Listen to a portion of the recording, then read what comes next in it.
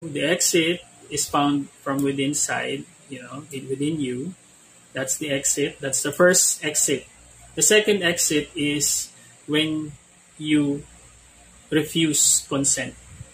When you actually decide to refuse to participate in the manipulation and to participate in the global enslavery.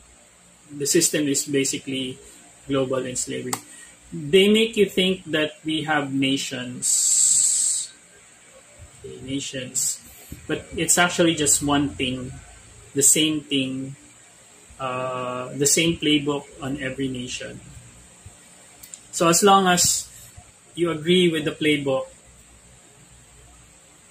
you keep agreeing with the playbook, you're gonna be perpetually enslaved, okay, by corporations. Okay,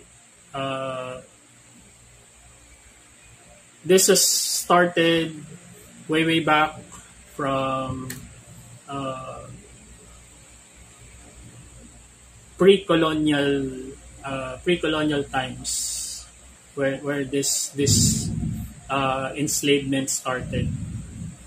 So when people started using money or currency, that's the trigger of how the manipulation was put into power.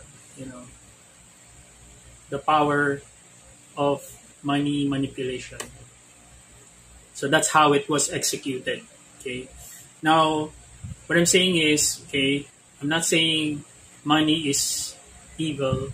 It's the people who are using money that is perpetuating the negative effects here because of that particular manipulation. Okay. So you have to be able to see it, try to view it in a much broader perspective and look at the playing field, okay, on every aspect of your life and every institution that you're connected to.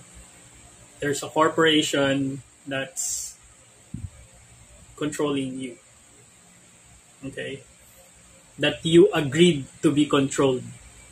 Okay. So, okay,